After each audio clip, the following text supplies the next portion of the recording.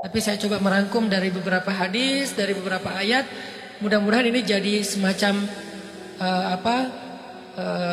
tips dari Allah, dari Rasul, cara kita supaya lebih sabar dalam menghadapi ujian, khususnya ujian perasaan.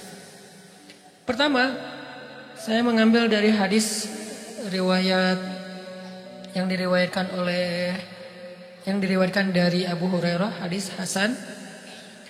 Nabi SAW mengatakan, "Ma yazalul bala'u bil mu'mini wal mu'minati fi nafsihi wa waladihi wa malihi hatta yalqallaha ta'ala wa ma alaihi khati'ah." Tidaklah seseorang selesai diuji, baik dia laki-laki orang yang beriman atau perempuan yang beriman, baik itu ujiannya terjadi pada dirinya atau melalui anaknya atau melalui hartanya.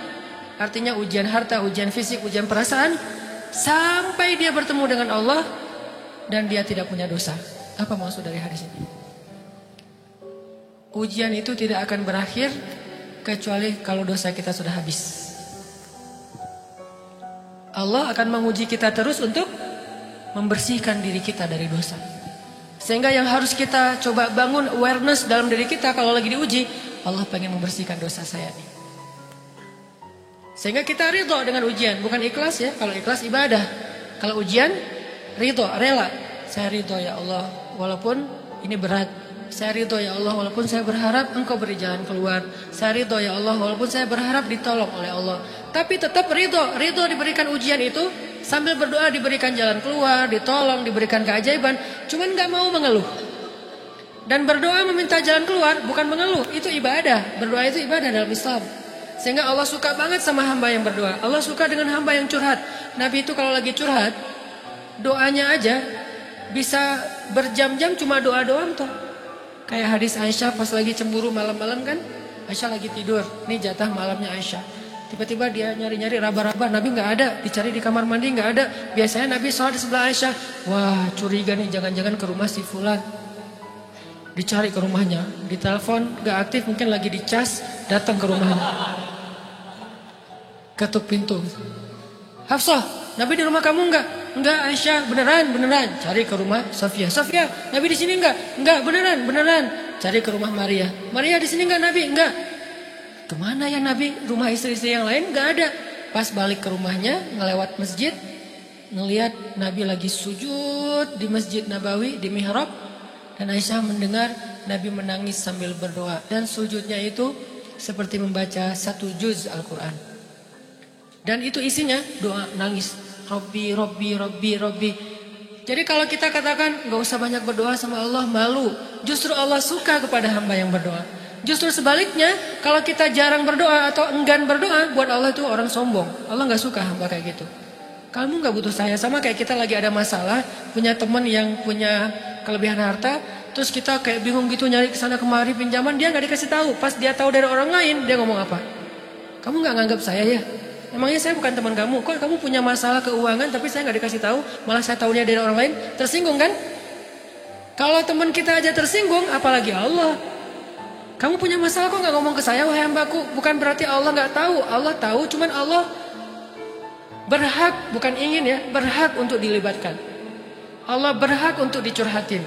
Allah berhak untuk dijadikan tempat kita untuk habis-habisan menangis dan melampiaskan masalah kita kepada Allah dalam bentuk curhat-curhat dan doa. Sehingga kalau kita berdoa, ya Rabbi, Allah langsung inni qarib, mendekat Allah kepada kita. Jadi teman-teman yang dirahmati Allah, kalau kita punya masalah, kita coba bangun awareness, oh Allah pengen membersihkan dosa-dosa saya nih. Terus kita berdoa, ya Allah bantu saya, ya Allah tolonglah saya, istighfar. Saya kadang-kadang ngerasa nih, kalau ada dosa, ada kesalahan, ada kekeliruan yang saya lakukan misalnya gitu, kalau saya nggak kuat istighfarnya, bentar lagi akan diuji sama Allah. Ujiannya macam-macam, alhamdulillahnya ujiannya masih ketahan. Pasti diuji sama Allah. Kalau istighfarnya nggak kuat, taubatnya tuh nggak kuat, langsung diuji sama Allah. Dan saya langsung sadar, oh benar berarti yang tadi ini lagi dihapus sama Allah. Perkencang lagi, perkuat lagi istighfar. Kenapa? Karena kalau istighfar kita kuat, berarti kan dosa kita dihapus dengan istighfar ya. Otomatis ujian kita durasinya berkurang. Makin kuat istighfar, makin berkurang. Kalau istighfarnya udah mantap, udah selesai, Allah cabut tuh ujian kita. Diganti dengan kebaikan.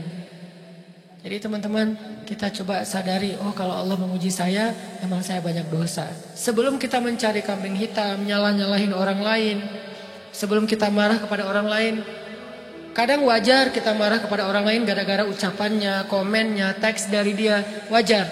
Tapi sebelum itu, marah dulu kepada diri kita atas dosa dan kesalahan kita yang baru saja kita lakukan. Atau yang dulu kita lakuin dan belum benar-benar kita tinggalkan. Kalau kita ngerasa banyak dosa di masa lalu sebelum kita taubat, hijrah, berarti mungkin itulah alasan kenapa sekarang kita diuji setelah hijrah. Kenapa agak-agak harus jungkir balik setelah kita hijrah? Kenapa harus sedikit berdarah-darah setelah kita hijrah? Anggap aja itu untuk mengkifarat, membersihkan dosa-dosa kita yang telah lalu. Supaya apa? Supaya kalau kita pulang kepada Allah, kita pulang dalam keadaan bersih. Dan itu pasti akan menjadi orang yang paling beruntung. Daripada nanti diberesin di akhirat, mending diberesin di dunia kan? Soalnya kalau diberesin di akhirat, itu lebih berat. Akhirat itu perlakuannya beda dengan di dunia. Di dunia kalau kita salah, akan dibalas oleh Allah. Kalau kita belum taubat, dibalas oleh Allah sama. Tapi di akhirat, ukurannya beda. Sehingga heran ya, kalau ada orang yang merasa beruntung lolos dari hukuman dunia, dia pikir dia udah lolos dari hukuman Allah. Mending dia beresin deh di dunia daripada nanti di akhir berlarut-larut. Itu bahaya banget. Kalau buat saya pribadi dan saya yakin teman-teman juga kayak gitu, nggak mau ada masalah di akhirat, mending masalah di dunia aja. Tapi masalah di dunia juga kita nggak mau berlarut-larut, pengen cepat dimudahin sama Allah. Caranya istighfar.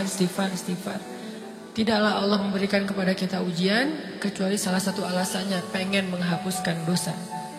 Idza kathurat dzunubul 'abdi walam yakun lahu min amalin liyukaffiraha fabtalahu Allahu bil hazan liyukaffiraha. Kalau seorang hamba banyak dosa dan dia nggak cukup amal untuk mengkifarat dosa-dosanya, Allah akan menguji dia dengan rasa sedih, dengan rasa kecewa, dengan rasa berat, sakit hati untuk mengkifarat dosa-dosanya. Itu yang kita bangun. Sehingga kalau ada masalah sama orang lain, kita memperbaiki diri dulu. Bukan sibuk dengan kesalahan dia terus-menerus yang gak mau kita maafin. Misalnya ada teman kita nih, jadi clash sama kita. Hal pertama yang kita bangun, astagfirullahaladzim, saya banyak dosa nih. Tapi kan yang salah dia, ya. Tapi mungkin dia gak akan mengatakan kalimat itu, gak akan bersikap kayak gitu kalau kita gak punya dosa. Allah sengaja mengutus dia untuk menguji kita lewat kata-katanya, lewat perilakunya, karena kita punya dosa. Jadi penyebab pertama diuji itu bukan teman kita yang salah, itu penyebab kedua. Memang dia salah, dan itu harus kita akui, realistis lah. Dia salah, dia nggak pas, dia nggak bijak, dia apa? Oke. Tapi yang mentakdirkan dia salah kepada kita, Allah Subhanahu Wa Taala. Kenapa Allah takdirkan gitu? Karena kita masih punya banyak dosa. Allah kirim kita ujian, bisa manusia, bisa alam, bisa dalam diri kita sendiri. Itu semuanya adalah cara Allah untuk menguji kita dan membersihkan dosa-dosa kita. Ini yang kita bangun pertama. Yang kedua, kata Nabi di dalam hadis Bukhari, "May yuridillahu bihi khairan." Yang terkenal kan yufaqihu fiddin, itu yang terkenal. Ternyata ada dua modelnya. Ada may yuridillahu bihi khairan yufaqihu fiddin. Siapa yang Allah pengen kasih dia kebaikan agama, kebaikan, Allah akan buat dia mengerti halal dan haram. Itu berarti Allah sayang sama dia. Ini satu model hadis. Ada model yang kedua, mirip redaksinya. May yuridillahu bihi khairan yusib min. Hadis Bukhari. Siapa yang Allah pengen ngasih dia kebaikan, Allah uji. Hah? Kok gitu caranya? Ternyata kayak gitu rahasianya. May yuridillahu bihi khairan, siapa yang Allah pengen ngasih dia kebaikan, Allah kasih dia musibah atau ujian. Kenapa bisa seperti itu, Ustaz? Fa inna ma'al usri yusra, Inna ma'al usri yusra. Seolah-olah Allah bilang di dalam ayat itu, kalau kalian mau dapat kemudahan, biasanya lewatnya kesusahan dulu. Kalau kalian pengen dapat keberuntungan, biasanya dapatnya kerugian dulu. Tapi keberuntungan dan kerugiannya pasti nggak sebanding. Keberuntungannya jauh lebih besar daripada kerugiannya. Kerugian itu kayak modal doang, DP. Jadi kalau kita mau dapat kejutan dari Allah, Allah kasih kita DP. DP-nya apa? Ujian. DP-nya musibah. DP-nya rasa nggak nyaman. Itu DP tuh. DP terhadap apa? DP dari Allah terhadap hadiah-hadiah besar yang Allah pengen ngasih ke kita setelahnya. Cuman banyak orang yang menolak DP ini. Sama kayak kita misalnya. Kalau kita mau ngasih dia hadiah, kita kasih dia kayak kejutan dulu. Dia lagi ulang tahun nih, disiram air dulu. Setelah itu dikasih hadiah-hadiah yang mahal. Rela gak disiram air demi hadiah? Rela, udah siramin lagi aja. Kalau setelahnya ada hadiah. Yang kita gak rela, kalau setelah disiram disuruh bersih-bersih sendiri dan gak dikasih apa-apa, kan gak rela tuh. Berarti ini bab iman. Yakin gak kalau Allah tetap ngasih hadiah? Kan sabar dan iman itu ternyata tahu aman, kembar. Kalau kita yakin Allah ngasih hadiah setelah ngasih kita DP ujian, ya kita akan sabar. Gak apa-apa deh, bentar lagi mau dikasih hadiah, digini-giniin juga gak masalah. Dibully, diapain sama Allah, biarin aja. Ya Allah saya sabar, kan bentar lagi mau dikasih hadiah nih. Ini masalah yakin. Tapi kalau kita gak yakin, apa sih maunya Allah gitu kan? Begitu kalimat ini keluar, maka yang muncul setelahnya adalah mengeluh, berputus asa, dan gak akan sabar menghadapi ujian. Ujian, kata Nabi, may yuridillahu bihi khairan, siapa yang Allah pengen kasih hadiah, siapa yang Allah pengen kasih kejutan, siapa yang Allah pengen kasih pertolongan, siapa yang Allah pengen kasih kebaikan, yusib min, Allah akan uji dia dulu. Ini sunnatullah. Sehingga kalau kita lagi diuji, yang kita lihat jangan ujiannya, apa setelah itu. Gimana ngelihatnya Ustaz gak kelihatan? Dengan mata hati. Istafti qalbak, tanya kepada hatimu, kelihatan gak? Dengan mata hati. Gimana ngelihat dengan mata hati? Dengan iman, saya percaya Allah pasti ngasih kebaikan setelah ini. Orang Allah sendiri yang ngomong, gak ada satu huruf pun di Al-Quran yang salah. Apalagi satu ayat, apalagi dua ayat. Fa inna ma'al usri yusra. Ditegesin lagi. Inna ma'al usri yusra.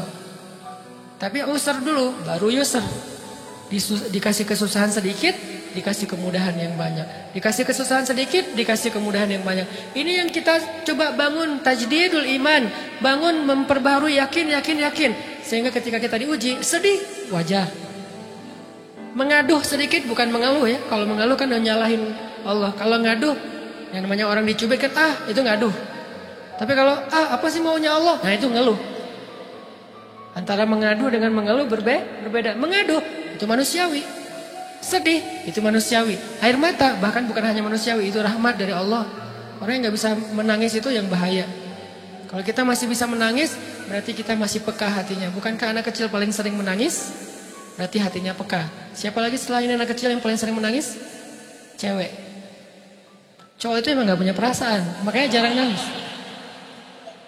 Cewek dikit-dikit nangis, jangan bilang, cemen banget sih nangis, cengeng apa? Enggak, karena dia perasaannya lebih peka dari kita. Itulah kenapa Allah menitipkan bayi kepada perempuan. Kalau dititipin ke laki-laki, hancur.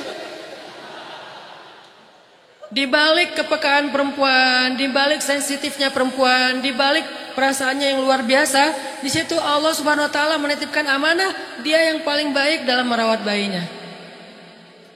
Perempuan secara umum mungkin lebih banyak bicara daripada laki-laki ya. Walaupun ada orang yang perempuan pendiam banget, ada yang nggak ngomong sama sekali, misalnya diem-diem aja, ada.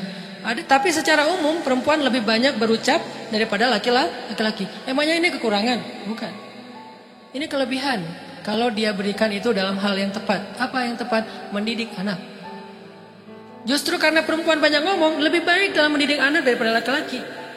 Laki-laki itu kurang mendidik, kurang mengedukasi kepada anak dengan usia tertentu. Karena dia jarang memahamkan. Salah hanya marah, salah hanya ditegur. Kalau ibunya jelasin, gini sebelum tidur ibunya yang ceritain banyak cerita. Saya sendiri ngalamin. Sering mana seorang ayah sama ibu interaksi sama anak dalam bentuk verbal. Sering ibu. Jadi menangis itu rahmat dari Allah. Gak apa-apa, nangis aja. Dan itu tidak disebut mengeluh. Kamu kok nangis sih? Kan orang Islam harus sabar. Emangnya nangis dengan sabar itu bertolak belakang? Sabar tetap sabar. Ya nangis jalan aja terus nangis. Nangis apa pakai nangisnya nggak cuma nangis doang, emotikonnya juga nangis, berderai-derai gitu. Sampai air matanya menggenang gitu kan ya. Boleh lah. Ditambah lagi dengan visual menangisnya. Posting bahwa dia lagi tertusuk duri dengan postingan kaktus atau apalah. Dia pengen share ke semua orang bahwa saya sedang sedih. Sehingga nanti ketika ada orang yang menghibur dia dengan sedikit kata-kata yang sabar ya segala macam, wah makin berderai-derai. Itu belum jadi. Kecuali dia keluarkan kata-kata mengeluh, baru dia disebut orang yang banyak mengeluh, berputus asa. Kalau mengadu wajar. Walaupun ada nabi udah diuji berat gak mau mengadu, apalagi ngeluh. Zakaria digergaji mengadu aja enggak. Kenapa? Karena kata malaikat, kalau kamu mengadu sedikit aja, maka Allah Subhanahu wa taala akan menghancurkan kaum ini. Dia kasihan kepada kaumnya, enggak mau mengadu. Satu-satunya orang yang kita tidak boleh mengadu hanya orang tua. Atau itu mengeluh kalau untuk orang tua. Kalau yang lain enggak disebut mengeluh. Kalau ke teman, malas enggak apa-apa. Jangan sering-sering tapi. Apaan sih? Ke teman boleh. Tapi ke orang tua, saja itu bukan lagi mengadu, itu sudah mengeluh. Khusus untuk orang tua. Kalau diantara manusia. Kalau kepada Allah dan Rasul, pastinya lebih dari itu. Ketika kita diam saja, tidak langsung beranjak sami'na wa ata'na labbaika ya rabbi wa sa'daik, enggak memenuhi panggilan Allah, itu sudah disebut bagian dari kufur ingkar. Tapi minimal kita mungkin masih mengaduh, kita masih menangis, kita masih lelah, kita masih merasa lemah. Setidaknya kita tidak mengeluh. Kenapa? Kita percaya Allah kalau mau ngasih hadiah kepada hambanya, DP-nya itu ujian. Dan yakinlah hadiahnya minimal 10 kali lipat lebih baik daripada ujian itu. Minimal, karena gak ada amal soleh yang dibalas di bawah 10 kali lipat tuh gak ada. Amal soleh, amal ya bukan niat. Amal yang udah kita kerjakan minimal dibalas 10 kali lipat. Minimal, maksimalnya bighairi hisab, tanpa batas. Bighairi hisab, tanpa batas. Ada yang 700 kali lipat kayak sedekah. Tapi tetap aja ayat sedekah di akhirnya ujung-ujungnya apa? Bighairi hisab juga kan? Berarti sedekah itu minimal dibalas 700 kali lipat. Minimal. Kalau kita yakin. Selalu syaratnya kalau kita yakin. Dan saya ngebuktiin itu banget. Saya pernah ngalamin lagi jalan-jalan di sebuah kota yang ada becak kayunya, becak sepeda gitu ya. Jalan terus saya bilang, Pak berapa ongkosnya? 20.000. Udah naik aja 20.000. Karena kita keliling-keliling kota, ternyata saya jadi kasihan sama dia 20.000. Kasihan kan 20.000 dibayar keliling kota, walaupun pas mampir di beberapa tempat mungkin dia dapat tips ya. Tapi saya nggak tega gitu, dia cerita tentang anaknya lagi sekolah, apa segala macam, makin bikin baper kan. Pas selesai, saya kasih dia 100.000. Dari 20.000 dikasih 100.000 karena kasihan. Dan saya yakin nggak mungkin sedekah itu sia-sia. Kan Nabi bersumpah kan, demi zat yang jiwaku di dalam genggamannya, tidak berkurang harta karena sedekah. Demi Allah kata Nabi, nggak berkurang harta karena sedekah. Berkurang harta karena belanja? Ya. Berkurang harta karena pacaran? Banget. Modal banget kan? Apalagi buat cowok. Tapi berkurang harta karena sedekah? Nggak mungkin kata Nabi. Demi Allah nggak berkurang harta karena sedekah. Berkurang harta karena istri? Nggak. Karena memberi kepada istri itu pahalanya lebih gede daripada sedekah. Makanya ngemodalin pacaran setelah nikah itu tumbuh berkah. Modal pacaran sebelum nikah itu hapes. Jadi kalau pengen modal nih, ngemodalin cewek, traktir, ngapa-ngapain, bayarin, jangan sebelum nikah. Sebelum nikah jadi orang pelit aja, nggak apa-apa. Tapi setelah nikah jor-joran ngasih, apalagi yang, bayarin semuanya. Kenapa? Pahalanya lebih gede daripada sedekah. Bahkan lebih gede daripada infak fi sabilillah. Seorang suami memberi nafkah istri, itu pahalanya terkadang lebih besar daripada kita berinfak untuk fi sabilillah, untuk korban perang.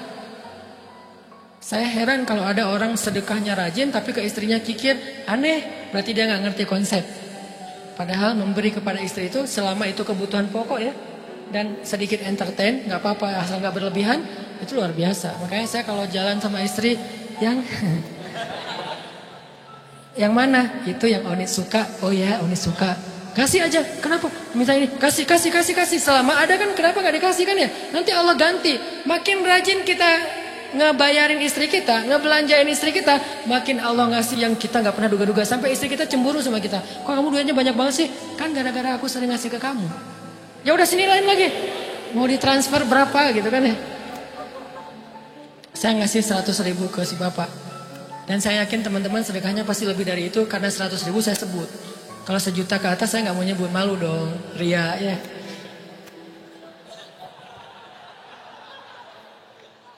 Sebenarnya nggak pernah sih. 100.000 deh, karena kan kecil. Saya kasih 100.000. Ternyata begitu saya kasih 100.000 dia doa. Nah ini nih pentingnya sedekah ke orang yang membutuhkan tapi nggak minta-minta. Dia tulus. Dia langsung doa, ya Allah Pak mudah-mudahan rezekinya lancar, berkah, bertambah dan segala macam, bahagia keluarganya. Doa-doa ini semuanya dikabulkan dalam hitungan hari. Pertama, bertambah bahagia rumah tangganya, dapat kecupan dari istri. Dia nganggap suami saya cowok banget sih. Mulai 1 nih. 2, demi Allah, selang 15 jam kalau nggak salah, karena waktu itu malam, besok paginya ada orang yang ngejar-ngejar saya pengen ngasih hadiah. Ustadz, saya pengen ketemu Ustadz. Maaf saya nggak bisa ketemu sekarang, lagi rush, lagi tight schedule gitu-gitulah, sosok gaya nggak jelas gitu ya. Terus Ustadz saya pengen banget ketemu, dia nggak ngomong pengen ketemu apa. Kalau dia bilang mau ngasih duit kan langsung saya prioritaskan kan ya. Berhubung dia nggak ngomong, ya udahlah, saya sosok jual mahal gitu. Tapi yang namanya rezeki kan gimana kita tolak dia datang kan. Saya nolak. Pokoknya sebentar aja 5 menit nggak akan ganggu waktu Ustadz. Ya udah besok pagi ya pas breakfast gitu, pakai gaya-gaya dikit breakfast. Pas breakfast, oh ya siap Ustaz, jam berapa? Jam 8. Udah janjian jam 8. Mungkin orangnya nih dengar live streaming, Pak jazakumullah khair jaza. Makasih banyak, mudah-mudahan Allah tambahkan rezekinya. Terus beliau besok mau flight ke luar kota jam 8. Akhirnya ngubungin lagi malamnya, Pak Ustaz maaf gak bisa ketemu besok. Karena saya jam 8 itu jadwal terbang. Oh ya udah gak apa-apa. Senang dong saya gak jadi ketemu kan. Tahu gitu kan nyesel saya tuh. Senang. Besok pagi jam 6, Pak Ustadz, alhamdulillah ya, ternyata penerbangan saya di-delay ke jam 11. Allah delay penerbangannya demi ngasih rezeki buat saya. Kan luar biasa kan? Ini hikmah kepedean saya, kegeeran kepada Allah gitu. Di-delay demi saya.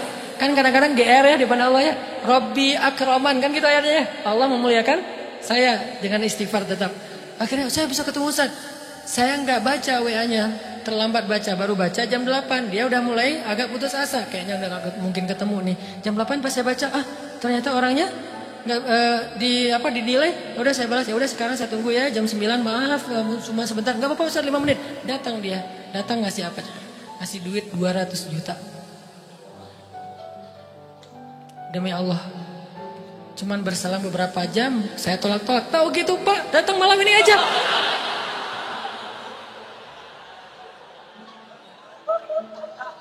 Harusnya malam itu juga saya cari orangnya. Kalau perlu saya nyamperin Bapak. Sherlock, saya kejar. Manusia gitu banget ya. Tapi Masya Allah di situ saya jadi tahu, oh doa orang itu lebih akurat, lebih mantap, lebih diijabah daripada doa saya. Mungkin bukan karena sedekah, tapi karena doa setelah sedekah. Ya Allah dan segala macam dimudahkan sama Allah. Itu luar biasa loh. Saya nggak percaya. Saya pikir main-main. Orang nih iseng kayaknya pengen ketemu doang, pengen selfie. Ternyata pas saya cek, ditransfer, di capture, Ustaz udah ditransfer. Saya, jangan-jangan ini jebakan Batman gitu ya. Nyari-nyari salah segala macam. Alhamdulillah ternyata emang niat baiknya pengen, alhamdulillah saya terkesan, saya dapat hidayah lewat Ustaz segala macam. Sekarang saya pengen membalas jasa Ustaz walaupun kecil 200 juta. Untung saya nggak kaget dan kemudian pingsan. Pak 200 juta, stroke kan ya, bahaya. Lebih mahal dari 200 juta. Ini keajaiban ya teman-teman. Jadi kita tuh, saya kan sering bilang keajaiban itu terjadi tergantung tingkat iman. Bukan saya udah soleh banget enggak. Saya belajar terus untuk yakin deh sama Allah. Modal kita tuh kan gini sebetulnya kan. Duit kita tuh banyak loh teman-teman. Cuman gak disimpan di bank, gak disimpan di saku, disimpannya di sisi Allah. Bedanya apa sih? Kenapa kita kalau disimpan di bank tenang? Saya lagi punya duit banyak dari 100 juta. Di mana? Di bank. Aman. Kenapa kalau disimpan di saku aman, tenang? Kenapa kalau disimpan Allah nggak tenang? Kenapa kalau disimpan di Allah kita bilang nggak punya duit? Ini kan nggak fair sama Allah. Nggak punya duit nih. Siapa bilang nggak punya duit? Kan ada Allah. Tinggal minta sama Allah. Tapi nggak ada wujudnya. Tapi kan ada janjinya. Bukankah janji Allah lebih kuat daripada wujud? Bukankah iman harusnya lebih mantap daripada sesuatu yang konkret yang kita lihat? Ada duitnya di sisi Allah. Kenapa nggak dikasih? Karena kita belum butuh. Kalau kita yakin duit kita itu ada di Allah, tapi dikasihnya pas kita butuh. Begitu butuh ya Allah, langsung dikasih sama Allah. Itu banget benar-benar terjadi dalam kehidupan kita. Pasti kayak gitu. Tingkat tergantung kita yakin apa enggak. Nih, kalau Allah bilang, "May yuridillahu bihi khairan", Allah kalau pengen ngasih hadiah kepada seorang hamba, Allah kalau pengen ngasih kejutan kepada seorang hamba, yusib. Allah kasih dia ujian sedikit aja. وَلَنَبْلُوَنَّكُمْ بِشَيْءٍ sedikit bisyai'in minal khawf wal ju' wa naqsim minal amwal wal anfus wath thamarat wa basyiris sabirin. Kami uji sedikit aja dengan rasa lapar, dengan rasa takut, dengan sedikit kekurangan ini dan itu, sedikit. Tapi wabasyiris sabirin, sampaikan kejutan kepada orang yang bersabar. Sampaikan kejutan kepada orang bersabar. Jadi bisa dibilang kejutan-kejutan hidup kita itu munculnya dengan iman dan sabar. Dengan iman dan sabar. Iman artinya yakin, husnuzon sama Allah. Ana inda dhanni abdi bi. Aku tergantung prasangka hambaku kepadaku.